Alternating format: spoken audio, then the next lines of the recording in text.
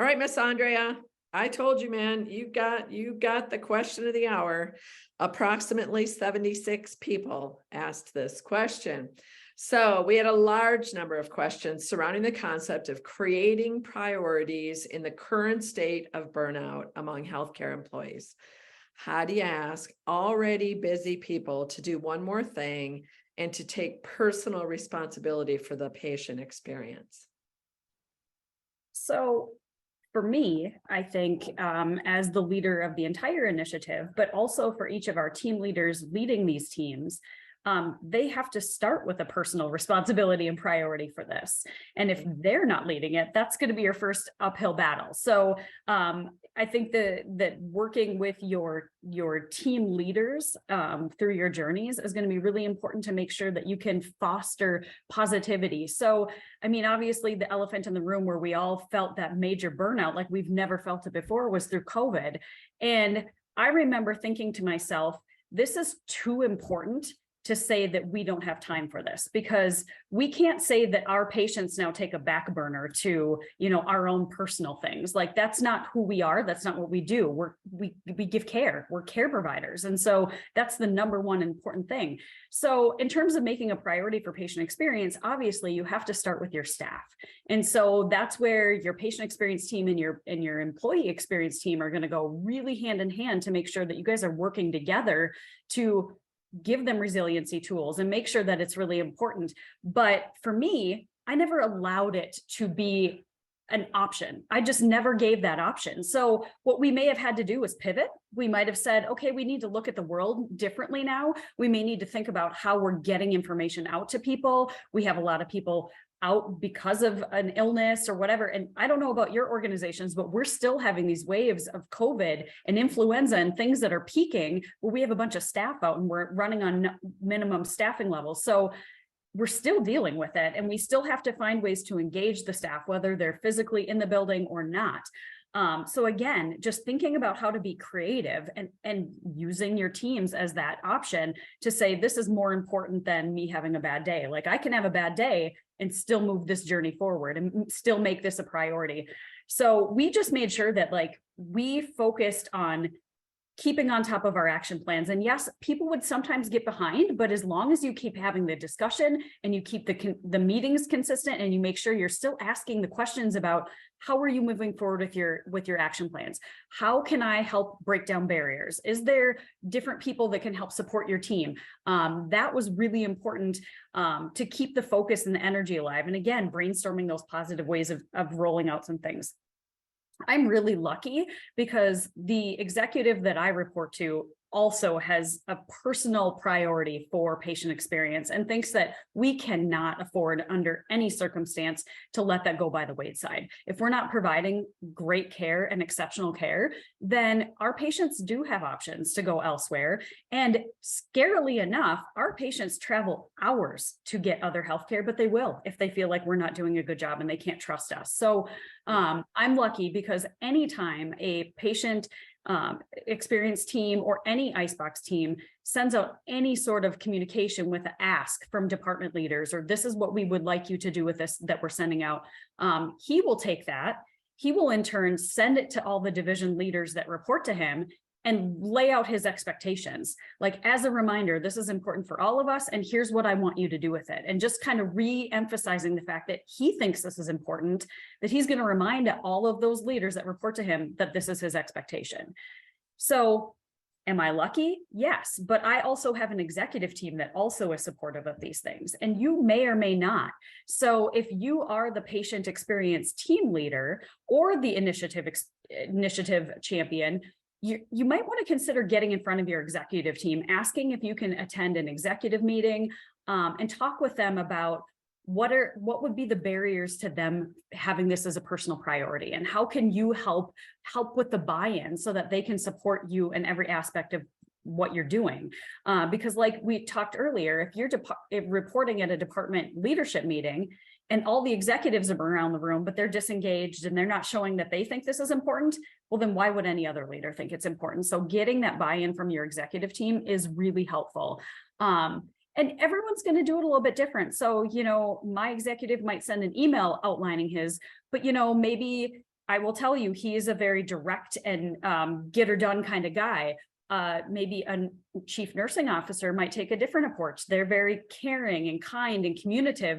And what they might do is have a leadership meeting within their group and talk through those challenges and those barriers and how they can be supported. So again, looking at the fact that you're going to have different techniques based on the team that you lead or your executive, but having that discussion and getting their buy-in is going to be helpful. This is kind of a repeat from my other question, but it is really important to have staff meetings that are consistent and that people can come to know what to expect. Because if they know that every meeting you're going to talk about goals and where we're at, and you're going to share patient experience numbers, they recognize that that's a priority to you. Therefore, it needs to be a priority to them. So I remember at my previous organization, I was leading several departments at once. And so I kind of had like a multi-department meeting. And they knew I was like going to run my meeting the same way every time. And I remember her telling somebody during an interview that when we were doing an interview for a new position, she was like, you know, what's really great is that you'll know exactly what's going on in this organization. We're very transparent. You know what you're expected to do. You know what the organization priorities are. They don't get lost in the shuffle. And so starting those meetings and being consistent is really important. And then again, having an opportunity to have a one-on-one discussion with your employees when you're rounding, very similar to what I said before, but this is making it easy, you know, whether you care about it or not. If you're having a bad day, you can still engage in a discussion, and your employee might be the person who helps kind of refresh you or get you excited about it again, because they might have an perspective you didn't think of or you didn't consider before. So again, just having it as like, I always am going to do it this way. I'm always going to engage one-on-one with my staff. I'm always going to engage as a group and get different ideas.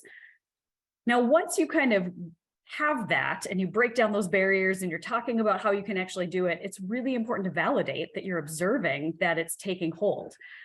Because, you know, every employee every day isn't going to think this is my favorite thing to do, or I don't get how to connect the dots, you know, like, depending on what their role in the organization is. So having an opportunity to observe them, whether you're sneaking up on them or they just know you're kind of out rounding in the department and watching them do their work, you can then, as Goji shared, acknowledge and recognize them when they're doing it right. And then if there's other staff members around, they hear that appreciation and recognition, and it feeds a frenzy of positivity and getting everyone on board. And then if they're, you know, they had a little misstep, it doesn't have to be punitive. You can just be like, hey, I just observed this. And have you considered trying it this way? Or you kind of fumbled, or you seemed like you were struggling, and maybe offer an opportunity for them to do it differently. Again, not criticizing what they did, but just, have you considered trying this? Or maybe, you know, let's talk about that script we talked about. Does that make sense for you? In the moment when you're seeing it right away. And if you're still seeing that struggle of people just not connecting those dots, you know, our friend Simon Sinek is really big on the power of why. And, you know, if you can start with the why with any tactic that you're rolling out with any team, that helps people understand, like, this is my why. This is what wakes me up in the morning. This is why I'm a nurse. This is why I'm a physical therapist. This is why I do what I do. And this is how I'm going to do it. I've been using this line with my children lately, and I think it can equate to work too. When my children are acting up or saying something mean to each other, I'll say, would you say that to Jesus? Would you do that to Jesus? If he were in the room. So, and turning it into more of a work scenario, I mean, would you do that to your grandma? Would you treat your grandma that way if you were caring for her? If she was the one asking a question about her bill, would you just blow her off just because she's just another person, or you feel like she calls every month or whatever? So really getting to like personalizing it and making sure we connect those, like, these are real people that we're dealing with every day. And they're not just a number. This is why we're in healthcare, especially a lot of times in rural healthcare, because we feel like patients aren't just a number. They're our friends, they're our coworkers, they're people we go to church with and drive our kids to school. So it's really important for people to start with that why. Thank you. Thank you so much for mentioning that. And I love how you emphasize the role of senior leaders. And that is what we see all over the country, is that, you know, again, you can manage your boss, people, right? You can manage your boss. And if you go to an executive team meeting or ask your own executive, I need your help with this. Like I need it. So love it. As far as the patient experience goes, I want to say, and Sue and I have had this conversation a lot this week with others that we've been working with, that what we hear from patient experience leaders and from frontline leaders and executives trying to elevate their patient experience is there's so much data to sift through.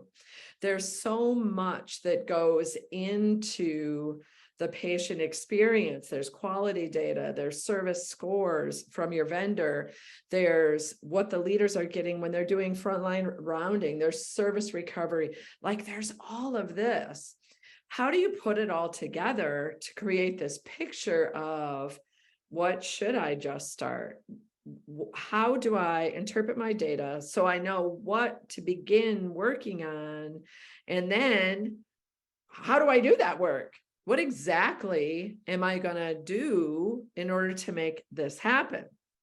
So it just so happens that, she and I recently got a giant compliment from an organization that we deeply, deeply admire, the Rural Wisconsin Health Cooperative, located in Sauk City, Wisconsin, PS, the home of Culver's. But anyway, and what those ladies said to us is, you guys are the secret sauce at this. Like this is the real deal, how you can look at someone's data and say, if you do this, this will happen. Do this, 1, 2, 3 things, and your results go like this. And you're always right. Weird, right? We don't have a crystal ball. We just did it for a long, long time. And we know how to get her done. And we have people in 30 organizations that have also done it and know how to get her done. So our gift to you today and follow up, we want to invite you to just email us. We have a standard in our company that we respond to leaders who need us within 24 hours. And go ahead, shoot us an email. And we're going to send you a calendar link so you can set up a call. You bring us your data, we interpret it, we give you the solutions to say, do these things, and you're going to rock it. So that's our gift to you. Reach out to us, contact us. We would love to hear from you.